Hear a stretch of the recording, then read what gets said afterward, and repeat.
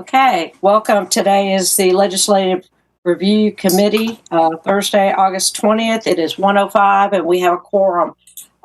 First matter of business is approving the July 16 minutes. Do I have a motion? Second? Mariah, you're on mute. Of course. Of course. Second. All in favor, say aye. Aye. Aye. That's unanimous. Okay. We have two topics today on the agenda, as well as confirming a quorum for our next meeting. And I'm going to let Deborah be the master of ceremonies to start off with our first topic. Thank you, Commissioner Wright, and good afternoon, everyone. The first topic on today's agenda is examining opportunities for local civil rights legislation as modeled on a recent Brookhaven ordinance. And at the last meeting, the committee heard from both Attorney Sherry Hines as well as Judge Hope. And they brought the committee up to speed on information that they've been able to ascertain from other jurisdictions, which unfortunately has not been a lot of information. And then Inclusion Officer Crystal Colburn added some additional concerns that she had after reviewing what's available through Athens-Clarke County. And I believe it was the LRC's desire for Ms. Colburn to come back with additional information on how we can shore up the resources currently available through Athens-Clarke County. So if it's okay with... Hold on a second. Hold on, Avita just called in. Okay. It should be there. It says revised WebEx. Should I resend the invitation, Commissioner Wright? Yeah, we'll get somebody to resend you one, so it'll be at the top of your inbox, okay? Yeah, no, that would have been, I think, yesterday. But we'll get you a new one. We'll get you a new one on top. Okay, it's on its way. Thanks. Thank you, guys. Thanks. One moment. I'll forward it right now. She's... I forwarded it, Deborah. Oh, thank you, Sarah.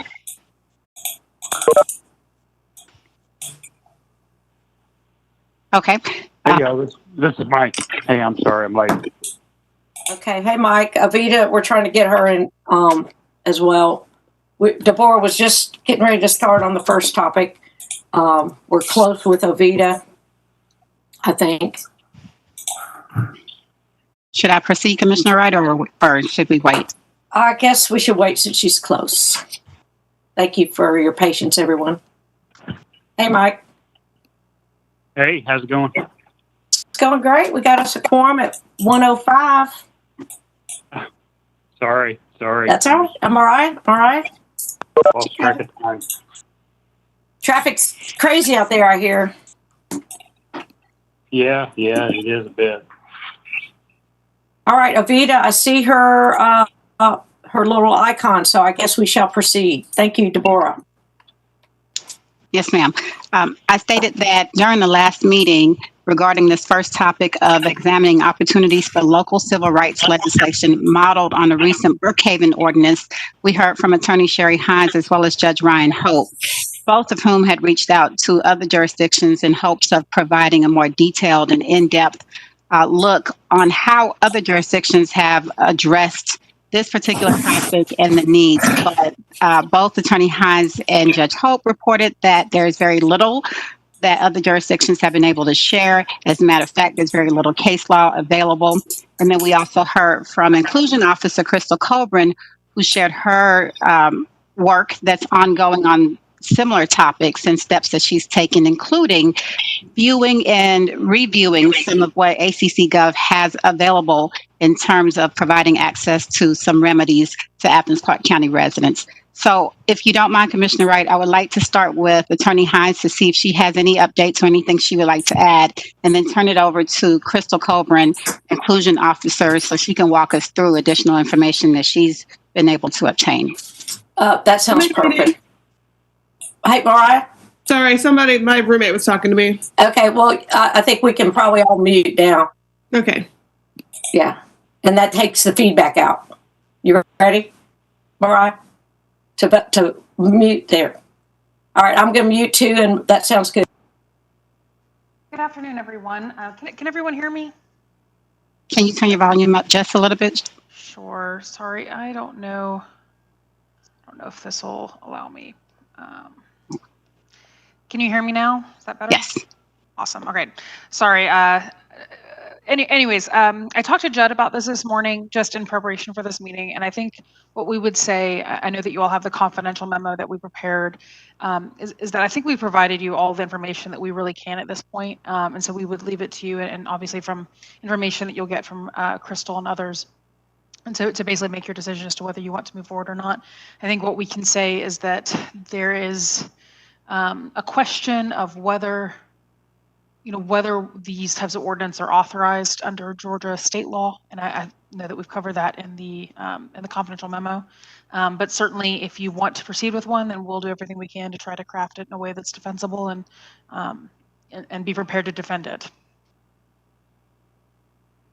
Okay, and that kind of summarized the confidential memo, and then I thought that we sort of spun off on some other topics that maybe we could address in the ban the box, or looking into what the latest legislation was. I think Avita had brought up something about new records restriction legislation. Was that something that we could get an update on, or should we get that next meeting? I think what I could say is, as Judge Hope and I discussed, our Human Resources Department already does a good job as far as the Ban the Box program for our employees. I think that I would be very concerned about trying to do anything like that for employers, outside of the government. Because, quite frankly, right now it is completely lawful to discriminate against people based on their past criminal history. And you can understand why there are pros and cons to that. So I think that we would be jeopardizing our efforts if we try to include anything related to criminal history in this kind of ordinance outside of our own employees. Okay, so I misread that flow. I see from the minutes the flow of information led to that point last time, but I guess I thought that there was an update on that. Okay. So, Commissioner Wright, I think the update is that Athens-Clarke County, in essence, is applying the type of opportunities, or providing the type of opportunities that the commissioners discussed last month as far as on our application process. But if I hear you correctly, Ms. Hines, you're referring to our inability to direct the private businesses in Athens-Clarke County. Is that correct? That's correct. Gotcha. And then I guess that we'll just keep that as one of the topics when we get to where we're making sure we're promoting to everybody the good examples that we are doing within our environment. We want to make sure that's included for others, examples for others to follow, perhaps. Okay. Anything else, Sherry? I don't think so. I'm happy Okay. to answer any questions that you all have, Okay. or to bring something for the future if there's anything else you'd like me to research. I just don't know that we have anything further we can really Gotcha. provide at this time. Okay. Committee members, was there anything that you wanted to bring forward for Sherry to do her great research on and present information for next time? Okay. All right, Deborah. Oh, there's Avita. Hey, Avita. I think you're on mute. I was just going to say I'm good, and I'm wherever we need to go. I'm fine. Thank you, Sherry. All right. Sherry, Deborah, back to you. Thank you, Commissioner Wright. So at this point, Ms. Colburn was also asked to bring forth some additional information to this committee, specifically regarding her review of our ongoing options and how we can make those more accessible, how we can better those options. And in discussions that led to that process, commissioners requested some additional information on how we even got to the point of having the inclusion office.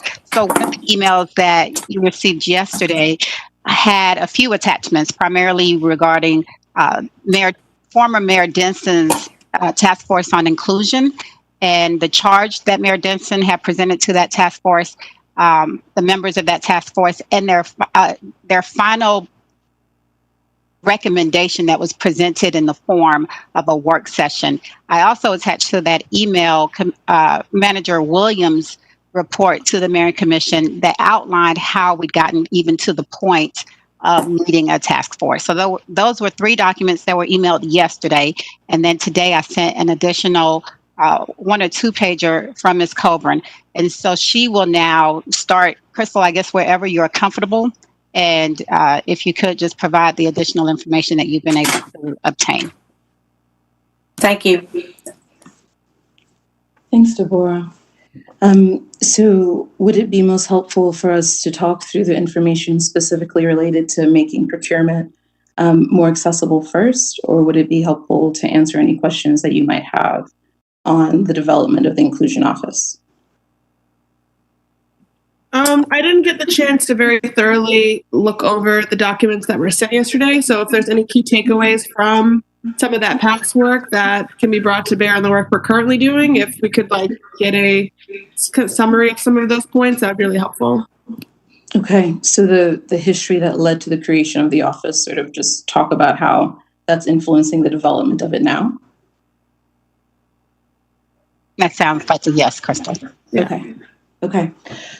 Yes, I'd be more than happy to talk about that. Since the Inclusion Office began to be constructed when I was hired, I think October 20th of last year, one of the primary objectives is making sure that it is directly responsive to what Mayor and Commission, including the work that the task force has done, requests, feedback from residents, and the needs that internal staff have shared. What that looks like on the ground includes things like from the very beginning, meeting with each department director and officer across Athens-Clarke County government to get a better feel for what our internal needs are and how this inclusion office can be developed to support those needs, and doing that work simultaneously externally.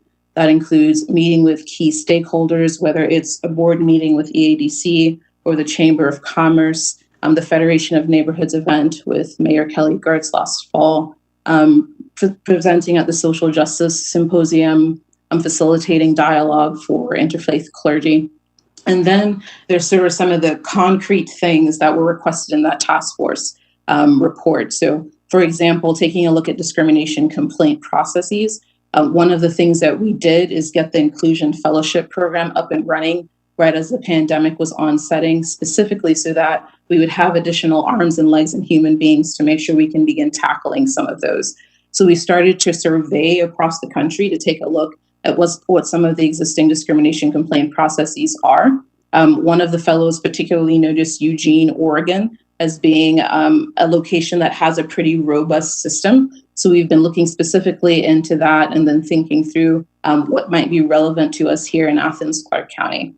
There was also requests for building a basic equity accountability mechanism. In order to do that, we need to begin to identify some baseline variables that would be relevant and helpful both to decision makers and mayor and commission and residents here in Athens-Clarke County. We've done a number of things related to that, including talking with our GIO office to think through what would it look like to build an inclusion data hub that's similar to the coronavirus data hub that we currently have. Our officer was kind enough to share that it would take about 400 or so human hours to create something like that. So we're also thinking through where we might be able to begin now. So along with Inclusion Fellows, we've been working on essentially an Excel spreadsheet that's beginning to assemble a number of different variables that we're working on contextualizing. And at the same time, we are also working on behind the scenes building updated web pages so that this information is readily accessible to our residents. We've also been working on a couple of ArcGIS story maps, one of which is specifically connected to the history that led to the development of this office so that that context is more readily available. We are also working on branding specifically for Instagram, which might sound a little bit weird, but one of the things that Mayor and Commission has asked for this office to do is to make the diversity, equity, and inclusion conversation more accessible and relatable. And so the thinking there is if we can design a structure that's sustainable for that platform, then that will enable us to expand the audience that we're able to reach with a specific focus on education, but also on building a mechanism that enables our residents to share stories with each other. To that end, we started the Ath History podcast earlier this year. I believe we've recorded about 14 episodes. The thinking behind that is sharing the stories of Athens is told by the people of Athens. And the reason for that is directly, again, connected to Mayor and Commission's desire for us to engage in public dialogue on challenging issues that can be extremely difficult to do if we have not established a shared story and a shared understanding of our experiences across differences. So that podcast is designed to be a tool that empowers and equips our residents to understand the experiences that we haven't lived. One of the projects that we were exploring early on was a walking listening tour. I believe this office actually met with a number of commissioners to talk that through. And then there was Corona. And so we are actively in the process of thinking through an alternate model for that. And we're also thinking through how we can collaborate with other departments across ACC Gov, and maybe it will take a virtual form. Maybe it's really intentionally getting to board meetings of nonprofits and community organizations across Athens-Clarke County for the purpose not only of listening, but also to share the work that the Inclusion Office and other departments are working on.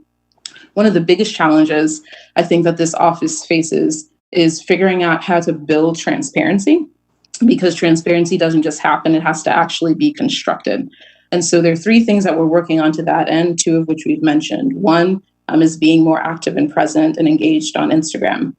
Two is working behind the scenes to update our web pages. And three is exploring the use of a community engagement platform so that residents can have sort of more of a step-by-step, day-by-day type of connection to the work that's happening inside of the office. That is certainly a need. When I pick up the phone and I call residents, one of the things that's regularly shared is we had no idea what was happening inside of the office. That's a really valuable data point. And so we're working behind the scenes to see how we can figure out how to address that. I guess that sort of really highlights one of the key things that this office needs to do right now, which is to actively listen. We are supporting internal departments and actively collaborating. We are also supporting residents and organizations externally who reach out to request workshops or support, who have questions. Our capacity is limited. We currently have one full-time staff member. And so this office works really hard to be as strategic as possible to make sure that we're consistently equipping people with tools, both externally and internally, so that the work can consistently be ongoing.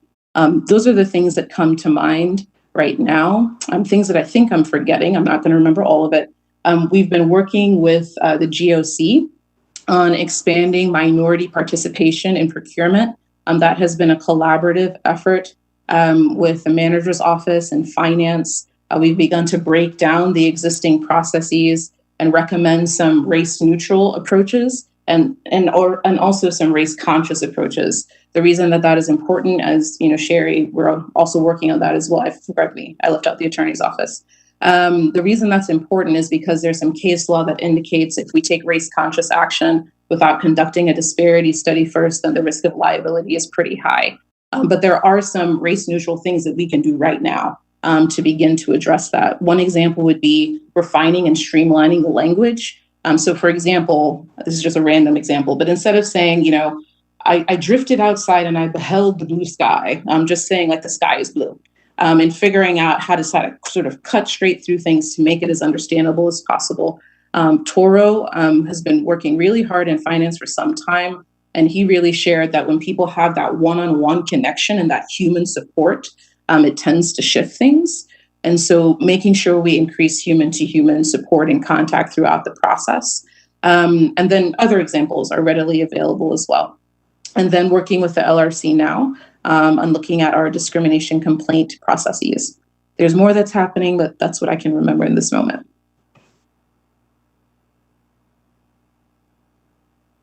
Well, that's excellent. You are busy. Does anybody want to touch base with Crystal on this point before she gets to, I think, what would be the making discrimination complaint processes more accessible? I would like to know who are the inclusion fellows and how were they chosen? The Inclusion Fellowship Program really came from the following place. It's really difficult to do the work of diversity, equity, and inclusion sustainably without resources. This is a pitfall that I noticed during my work before coming into this office. I was, contacted by someone who was in an out-of-state entity, and they were essentially in my role, but in a different organization. And I realized very quickly after connecting with this person that they'd been put into a role, but they did not have the staffing or the financial support that they needed or the buy-in that they needed in order to be effective. In this role, I am very, very grateful that our management team has readily facilitated relationship building, and they have been a resource that is readily available to me. But it was apparent very early on, I believe we even talked about it during the interview process, that staffing was something that was going to be vital. And so given the budgetary limitations, the fellowship program came from a place of wanting to make sure that we're addressing the things that are outlined in that task force report, but knowing that we currently only have one full-time staff member. One of the things that came up during talking with our department directors and officers was that there's a desire to increase diversity in terms of our recruitment and our hiring.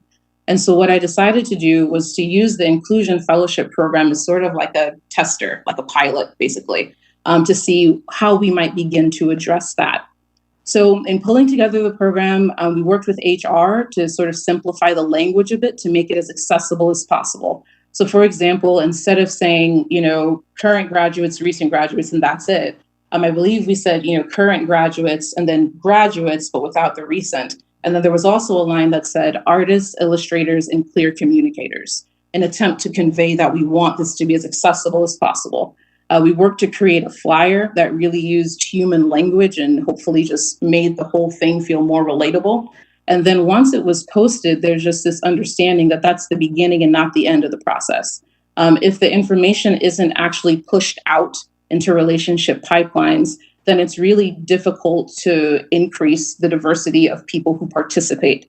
And so I think it went live, I don't know, let's say Monday or Tuesday, maybe Wednesday. And then that Friday, I sent out a personal note asking people to help spread the word. And I blind copied on about 50 or so people from across the University of Georgia, Piedmont, and Athens-Clarke, in an effort to see if we could push the information out into additional audiences. And then that next week, I could see an uptick in the number of applicants and applications. And then we very quickly got through interviewing. I think we interviewed maybe 30 or so people. And I think we ended up starting with about 16 at the outset of the pandemic, working about 10 hours a week at $15 an hour. Throughout that time, this office has continued to work on building relationship pipelines. That is probably one of the greatest challenges that we face. If we cannot figure out how to communicate at a grassroots level, at a way that cuts across multiple communities, it's going to be extremely difficult to do the work and accomplish the goals and objectives that Mayor and Commission have outlined. As I've continued to have those conversations, this office has begun to build more of those relationships that will allow us the next time we're hiring for an opportunity to get this information out into additional audiences. We're also taking a critical look at the fellowship program, and this is something we've talked about quite a bit internally. We really would like to figure out how to make sure residents across multiple experiences are able to directly connect and participate in the day-to-day work of this office. But the reality is, let's say, for example, I am a parent who's working 2 to 3 jobs. A fellowship that pays, $15 an hour at $10 a week is not going to cut it. So we are actively thinking through what happens if we have the fellowship program and then we sort of have a parallel volunteer mechanism that's available. We've also begun to actively explore working with GPP students, Great Promise Partnership students, and seeing if we can pair them up with an inclusion fellow who will then mentor them during their time working with the inclusion office. And we're also thinking more broadly about a community engagement mechanism that allows people to participate. The Athens Volunteers Program that was in the Athens Neighbors Helping Neighbors proposal is an example of that. But we are continuing to think through how we might not be able to create some sort of, let's say, community inclusion ambassador program. that would then empower residents with education, but also directly connect them with opportunities to serve across our community so that our residents are active participants in the work of diversity, equity, and inclusion.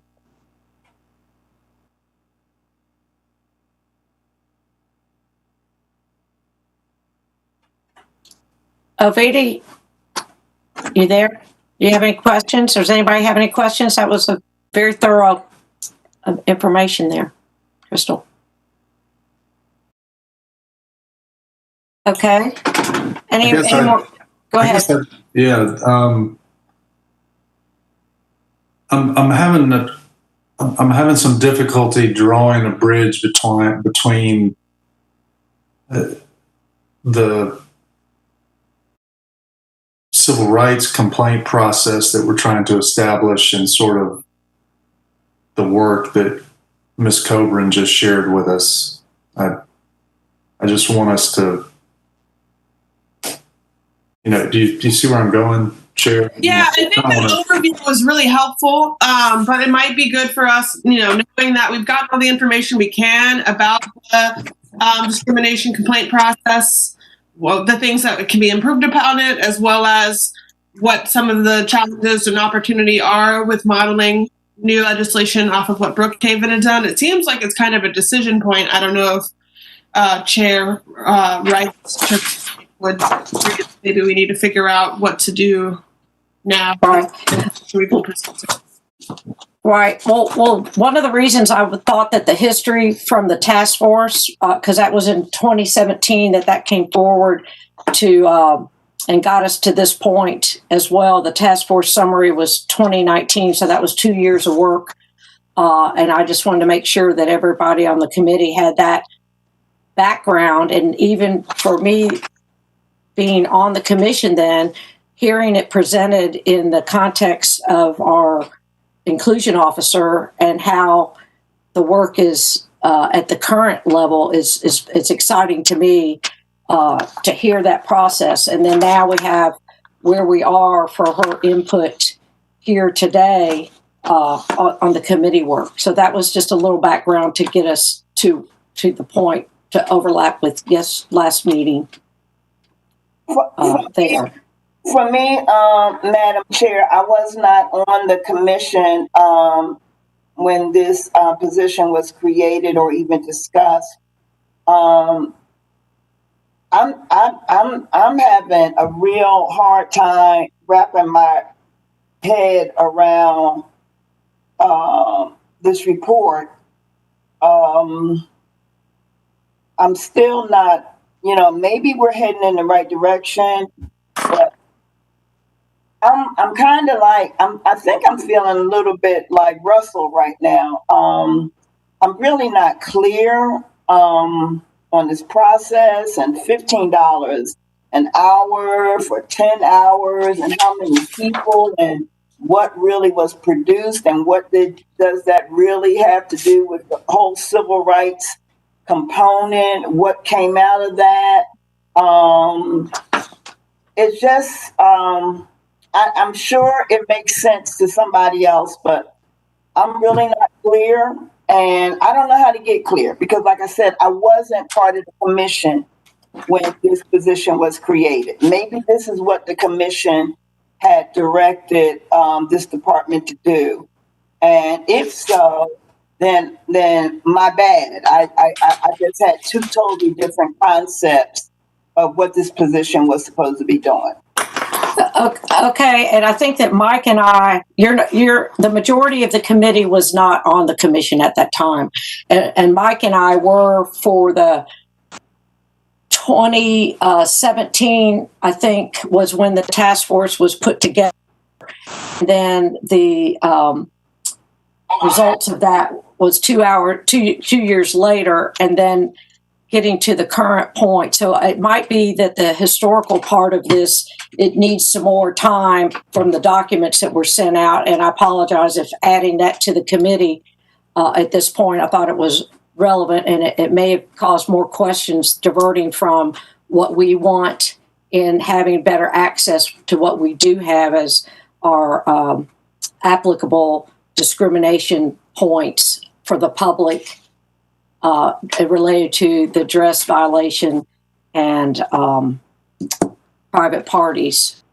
So this is where we've got Crystal presenting this document that we have today. Commissioner Wright, would it be helpful for me to respond to some of the concerns that are shared? Or I believe so. I've done the best I can. I think you could probably fill in as well. Thank you. Okay, I'm more than happy to share what perhaps might be helpful.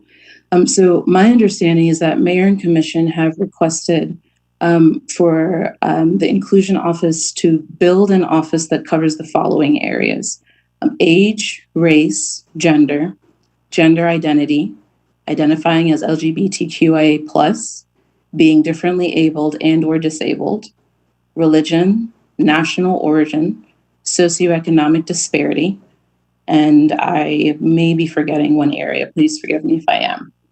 So the scope of the office is significant. And my understanding of what Mayor and Commission have requested is that we would like to construct an office that covers all of those areas. Everything that this office does is directly responsive to what Mayor and Commission indicate they would like the Inclusion Office to be. The scope of this is fairly distinct from, say, an Office of Racial Equity, period. There are jurisdictions that have that type of an office and that type of a structure. But Mayor and Commission have asked for an office that covers all of these areas. And so what we've attempted to do is use the task force report, use the information and feedback that Mayor and Commission provide. One of the things that's been requested is active engagement with residents and facilitating dialogue and communication. Every single one of those contact points becomes a source of data and information. Data is, it's quantitative and it's qualitative, but it's also relational, historical, and contextual. And so this office is sort of inputting all of that information in an attempt to discern what needs to go into the foundation of the office in order to support what Mayor and Commission have requested. That scope, I was responding to the question that was asked earlier about the history and what the office is working on, is distinct, I think, and connected to, but distinct from what the LRC has been working on. My first meeting and attendance within the LRC, I believe, was last month. And then we had this discussion. And then we're beginning to have this initial conversation around what are some steps that we might be able to take to make our discrimination complaint process more accessible. And these are very, initial thoughts. My understanding as staff is that the job is to serve and to support what Mayor and Commission request. And so we are here and listening and doing our best to be responsive. And if you'll refresh my memory, Crystal, I believe, didn't we make in the budget for this last year, we did include the, what would be a second full-time staff member for you? Yes, the Office of Inclusion currently has no administrative staff. And so the Inclusion Office is doing its best to manage that piece of things. And there was the allocation of one position, but it has been time delayed by 120 days. And in highlighting that, the committee, if I guess one thing would be if we wanted more, of course, we haven't gotten to what she's brought to the committee, but it could be that the committee would want to help move that position into being filled to help out. Are there any more questions? And I guess Crystal stands ready to bring forward what we asked or what was from the last committee meeting. Are there more questions in the bigger picture of the Inclusion Office at this point? Okay, I guess, Crystal, thank you for that input, and then help us out with your handout for today. So during the last meeting, there was some conversation, towards the end around the accessibility piece of the current discrimination complaint process that's in place. And we talked about some steps that can be taken to increase the accessibility of it. This one pager is just a reflection of a potential strategy that mayor and commission might want to be interested in considering. So one would be to create transparency and boost accessibility. If someone's going to participate in our discrimination complaint process, they need to know where to find the form. Once they get to the form, they need the steps to be as clear as possible, meaning that they know where the form is going to go to, who's going to be reviewing it, what's going to happen once it's submitted. There may be people who are experiencing fear. Filling out a discrimination complaint is a challenging process to go through, both personally and then in terms of the structure. And so making sure that people are clear in who's participating in the process and what impact participating in this process might have on their other options. There's also the need to think through, well, who has access to a printer? Who has access to internet? Who has access to a scanner to be able to print it out, fill it out, scan it, get it uploaded, and then send it off.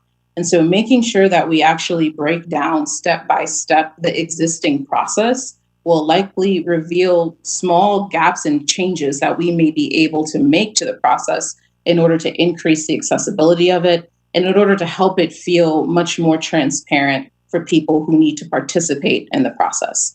The second, strategic step that mayor and commission might want to consider is really emphasizing the relationships and the communication piece of things. We typically tend to listen to and respond to people who we know and trust. And so there may be people throughout our community who simply are unaware that the current process exists.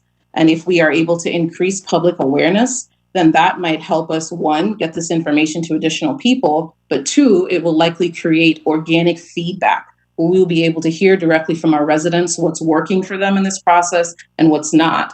All of that becomes really valuable data that helps us identify where we may need to go next. So if we identify, okay, this process is effective in this particular regard, but not this particular regard, then that gives us the opportunity to adapt. Some examples of that might include of building those relationships and increasing communication would be educating residents on the history that led to the creation of the current discrimination complaint process. And that probably would be one connection point between the history of the Inclusion Office and then the process that we're discussing today. Those histories, to my understanding, I'm still learning, are pretty heavily intertwined. Some ways that could happen might be a mailer. Maybe it's something that goes out in the water bill, letting our residents know that this process is here and it's available. Using ArcGIS story maps so that there's an interactive feature where residents can learn more about what led to the creation of the current discrimination complaint process and ways that they might be able to take action.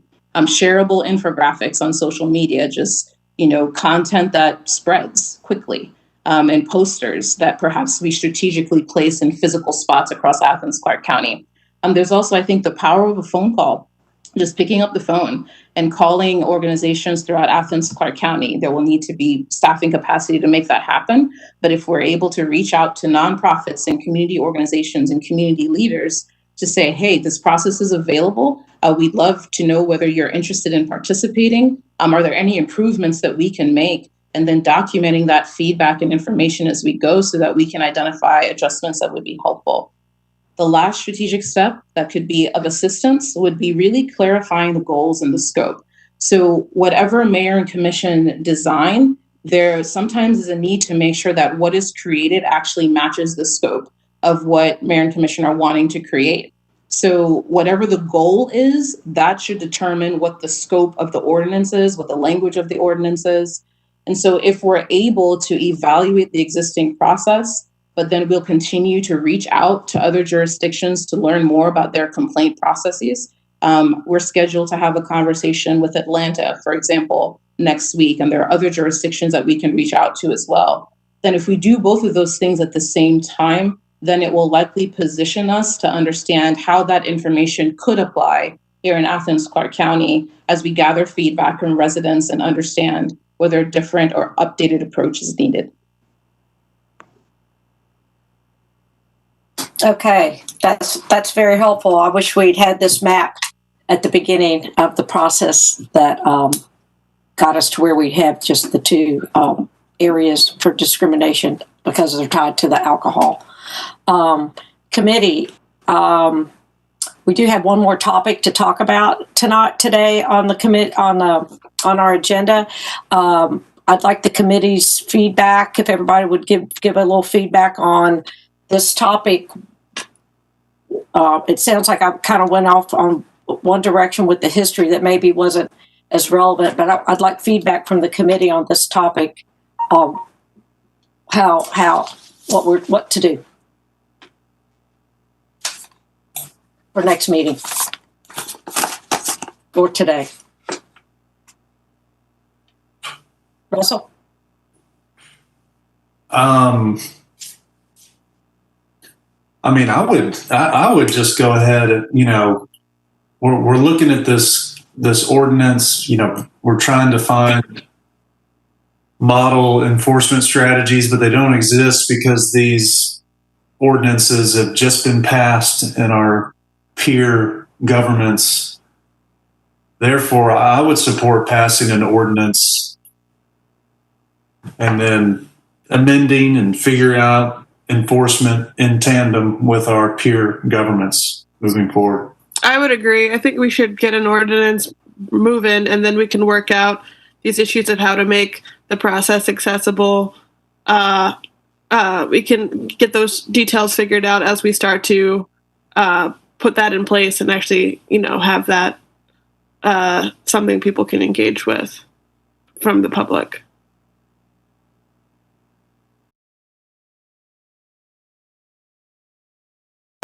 Avita, Mike, your feedback? I think I'm here, Allison. You need me to say something? Yeah, well, your turn. No, I'll say this. I mean, I appreciate all the work Crystal's been doing. Obviously, she's been busy, and certainly appreciate that. And the efforts she's putting forward. I do think what she's doing is important, and I also think what Russell and Mariah have said are important sort of things to happen in conjunction with what's going on as well. And I'm wondering about that position we authorized. I guess I know it takes some time to post the job and everything like that. I mean, we're up on July, August, September. At the end of September will be the 90 days, so you'll have October for the 120 days. So I guess if you're staying on top of it by posting it ahead of the 120 days and not waiting until the end of the 120 days to post it, that way you can hit the ground running with a new employee at the 120 day mark. Mike, would you like to put that in the form of a motion that we direct the mayor or send it to the mayor commission to have that position out of the freeze so it could be filled faster? I don't know that we need to do that. I just think we need to, if it's not being posted soon, perhaps it should be posted soon, because I know how the system works. It'll take some time to get it posted and then to do the interviews and such as that. So, I mean, I guess what I'm saying, if it's not posted by, however, I don't know, Deborah may know the process for hiring new employees such as this. So count backwards how many days it's going to take to post it and then interview and then have it ready to go at the end of 120 days. So that's my 2 cents worth on it. But I'm impressed with what Crystal is doing, and I think with the input and with what we're trying to do as a committee, we can make it even stronger. Thank you. Allison, I didn't want you to say I wasn't here. I just didn't have anything to say. Okay. Commissioner Wright, may I respond briefly to Commissioner Hamby's comment? Please do. Please do. Just really briefly, because I understand what you're asking is next steps from the committee on this particular topic, but specifically related to that position that's allocated to the Office of Inclusion. During the budget process, the specific hold for that position is until January. So she would not be able to add that position to the office until January 2021. Well, if that's the case, I'll make a motion that we have the position filled by the end of October. Do I have a second? Second. I'll second. All right. I'll second my motion. No, we've got, Russell has a second, and if we could get a vote from everybody so that the good work that's happening, and when we start moving our idea of Athens-Clarke County version of Brookhaven in, that we can have more staffing to help get it launched out in the most appropriate and effective way. Motion on the floor. I'm ready for a vote. All in favor? Aye. Aye. Aye. Ovita? No. So that was Did she unanimous? say? Ovita, did you? I said no. Okay, we have a motion passes. And thank you, Sarah, for keeping track of the motions and the vote. Okay, so committee, do you want the staff to bring forward next time what a Brookhaven Athens ordinance would look like? Yes. Is that a motion? Yes. I motion that we next session review model ordinance. Yes. After Second. Brookhaven, as the mayor assigned, and we have a second by Russell. All in favor? Aye. Aye. Mike? Levita's aye. Mike? Aye. Aye. Okay, that's unanimous, and so that'll be on the next agenda, time permitting, for that. For the, I know the attorney's office is swamped, but if that works, you guys let us know if we that can move forward. Deborah, does that sound complete for next meeting? Yes, ma'am, I understand. And then I'll just follow up with Ms. Hines. And you'll let us know if there's anything else we need to do paper-wise for that hiring to move forward. Yes, I will present that to Manager Williams. Okay. We have Steve Decker on. If everybody could bear with us and give a little more time to this next topic so we can get some feedback on that topic that was assigned in December. And okay, Deborah, back to you.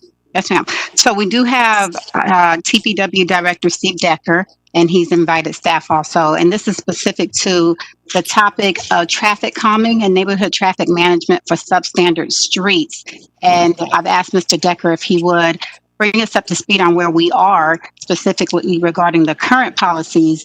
And he has previously worked on, and I think has continued to work on, addressing this very issue. So I will turn the mic over to you now, Steve. Thank you, ma'am. Good afternoon. I appreciate that. I have a lot of history with this MTMP program, as it was in place when I came in 2007. We struggled with it back then. We did make some changes finally, but I'm still struggling with that because this is a neighborhood, and a neighborhood is totally different from any other roadways in Athens-Clarke County or anywhere you go. It's where people live. It's where children are. It's where people walk in the street if there's no sidewalks. And so this program, as it is developed, there was an attempt to make it better in, I believe it was 2017, where we changed the speed from I think it was 35 down to 32.5, and changed the volume down a little bit. But it still didn't really address what we're after. And what I have done with Tim Griffith, excuse me, pardon me, I'm sitting here not talking. What I've done is kind of make this more practical. In 1980s, I did this in the state of Florida. We worked on traffic calming back then, and we didn't look at the speed per se, as we looked at the number of people going over the supposed speed limit. And the more of those, we didn't use the 85th percentile. We used, it's closer to 25, how many people are going over that speed limit? And is it causing an unsafe condition?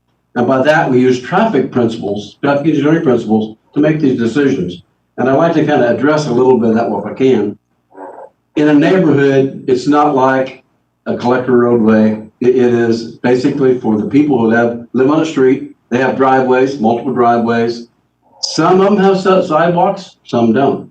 Some of them have a wide street, some do not. Some have on-street parking, some don't. And traffic engineering principles, you look at the number of people speeding and the geometry of that roadway and what type of folks do you have. If you have people walking in the street and it's a narrow street and you have people speeding, 3 or 4 cars speeding is dangerous to those people walking. So we wouldn't use that small of a number, we'd use a better number. But what we've attempted to do with, and I don't know if you've seen the draft that I sent out, I want to get to a more practical and logical approach to address what we have. And I've got about 4 things that we've addressed in that. And we wanted to reduce the speed to 30. That's 5 miles over the speed limit. And we want to reduce from 500 down to 300 as a minimum allowable, okay, to look at it. However, going back to these engineering principles, I've added in a special note to allow the traffic engineer to use common sense and logic to look at the geometry of the roadway and see what the safety factor is with people speeding with no sidewalks and with children possibly crossing the street because it's a neighborhood to go see their friends. That allows the traffic engineer to use some common sense to see whether this is really a needed situation. And so we just follow the same process. We meet with the folks. They'd have to do a petition. Excuse me. Yes, sir. Okay, I have a question? No. Yeah, go ahead. Go ahead, Russell. Thanks for, No, thanks sorry, for, I was reading something else. Sorry, I was just stretching my wrist. Go ahead. Okay. Sorry. I'm sorry. I never mind being interrupted because you have a question. If I didn't explain something, I'd like to make sure that I'm clear. But anyway, this would allow the traffic engineer to use common sense to see if, yes, it doesn't meet 1 or 2 of these qualifications, but it's still unsafe for the public. And then another part of this is it used to be the funding was a sliding scale based upon the number of vehicles that were cut through. In the 11 years that I worked for Athens-Clarke County, we never used that. That was never an issue because the ones that we approved needed to be approved and we funded it. And we used the money that was allocated by the Mayor and Commission to do that. Okay. Now, having said that, you still need to have some type of priority system based upon funding.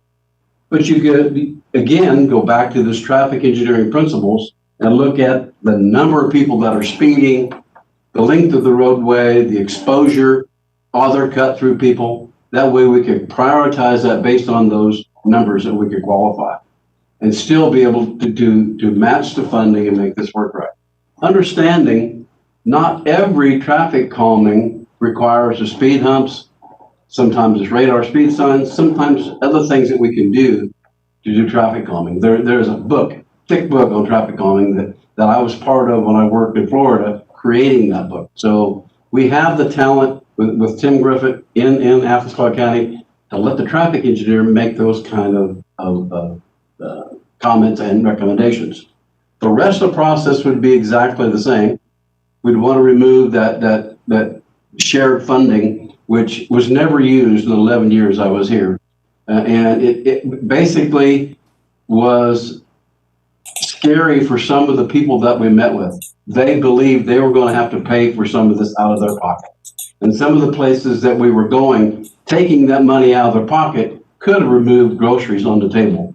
And that was concerning to us back when we even did it.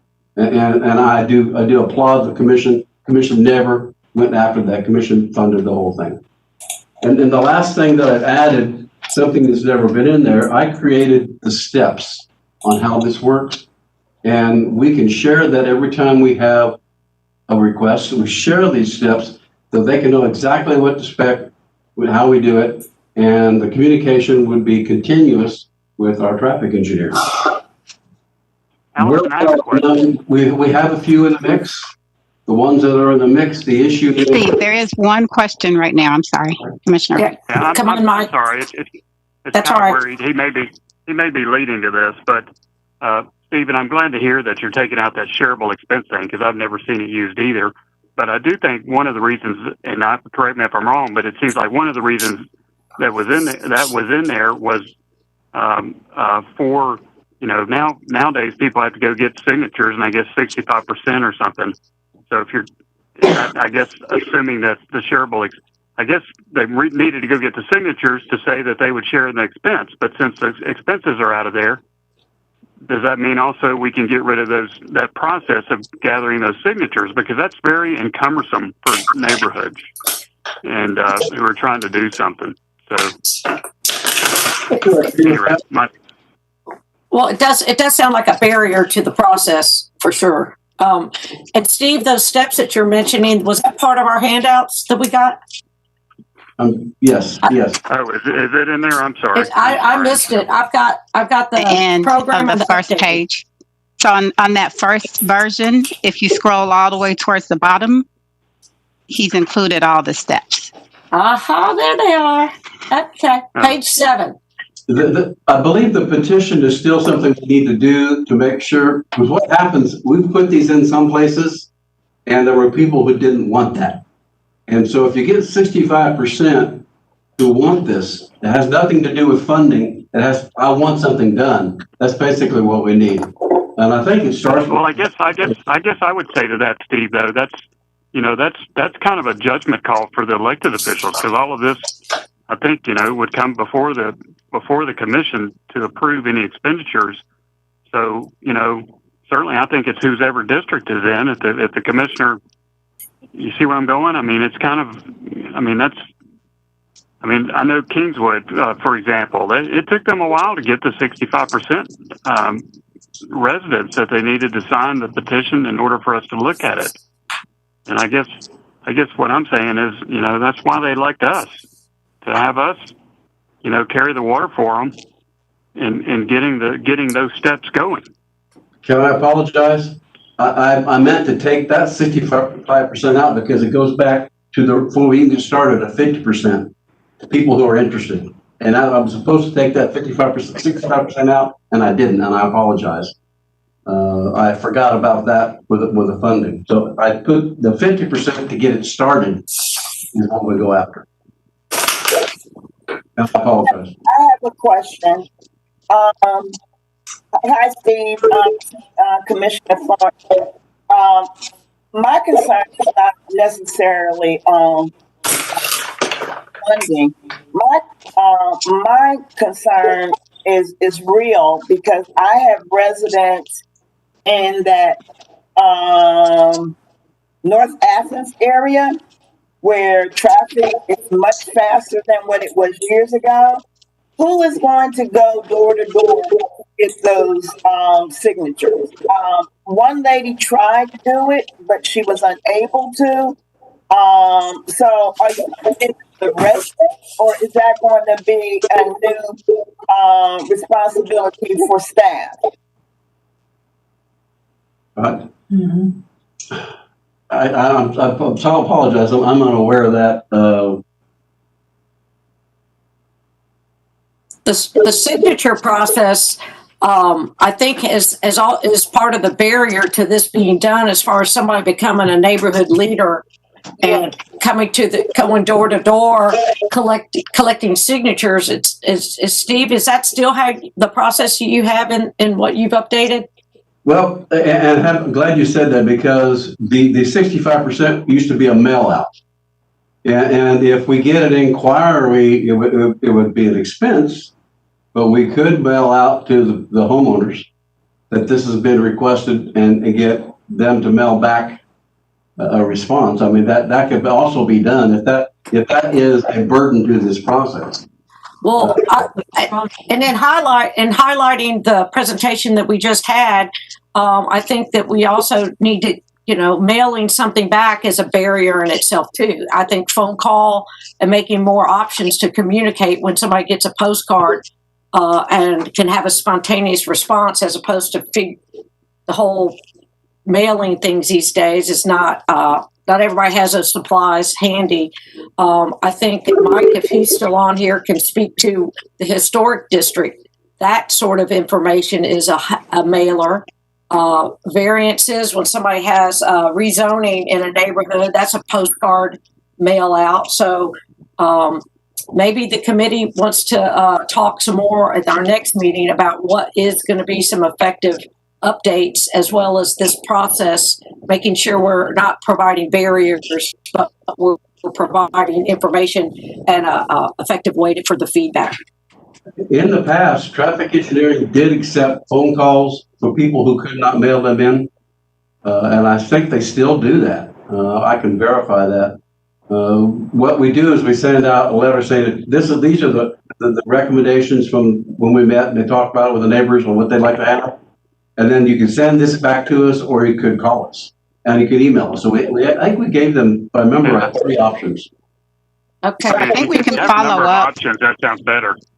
Yeah, I apologize. I've slept since I've done this. I've retired for 2 years and I kind of forgot. So that's all right. Committee, do we want to keep this ball going to the next meeting and get some things in front of us that might look like a process with less barriers and more For sure, intuitive feedback? definitely. Does Yeah. that sound good? Yes. Yeah. I don't think we need to vote on that. We'll just, because they take such good minutes and follow what we recommend. Any more questions at this point? We'll see this again next month. Can we, okay.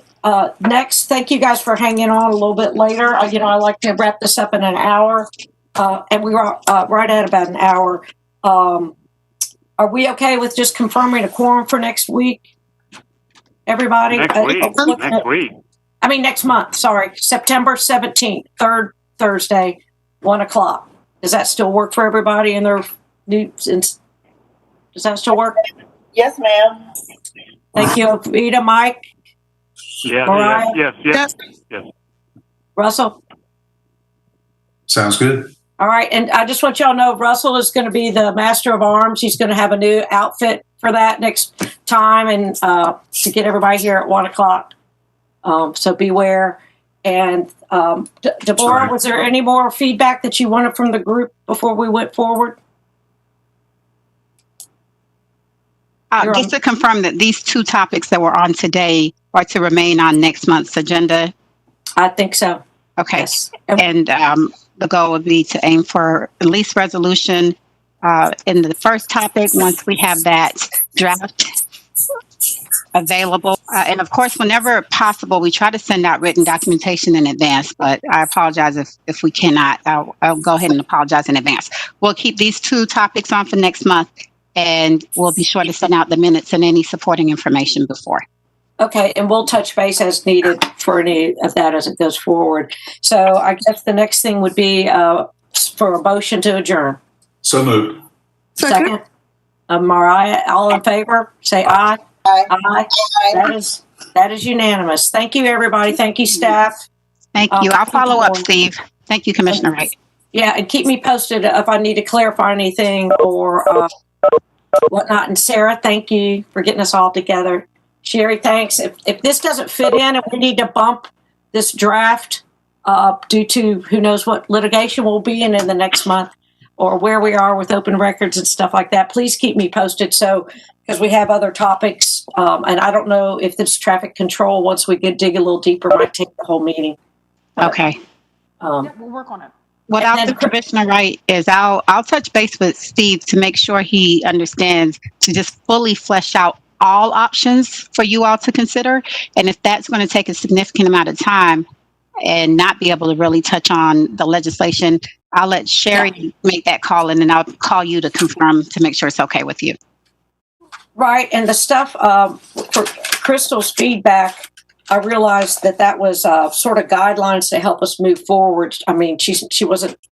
So when we do actually tackle anything, that we need to be looking through those 3 points that she made. Right. Well, so part of the reason we went down this path, Commissioner, was last month after Attorney Hines gave her position and kind of reiterated her advice, I thought that the consensus was we don't need a new ordinance. Instead, let's fix what we have. That's what was reflected last month. So today was a bit of a pivot, saying they do in fact want the ordinance that in essence she's advised against. So I can see why they were confused about Crystal's presentation. Last month, she was asked to help flesh out other ways of addressing this. We'll try to balance that and just follow up. Again, 30 days is 30 days. of what people could be hearing from constituents. Why aren't we doing something? I thought we were going to do something. I think we are doing something within our, I thought we were looking at clean up our, like you say, let's clean up our house before we start venturing out of that realm and making sure we had our things in order and we're the good example and open access for reporting different things. We'll talk about this more once the idea comes before us. But I think if we're not getting complaints with what we have right now, which is more concrete with the alcohol sales, and that Crystal and her fellows or staff could help us make that better. Yes. I was thinking we would do that first, but we had two people who wanted to come forward. No, understood. We'll work on that. We were and hearing bring the it. same thing. We'll just keep working on it. Thanks. Keep me We will. posted. Okay. Thank you so Thanks, much. everybody. All right. Thank you, Sarah. Bye, Sherry. Bye, everybody. Thank Thanks.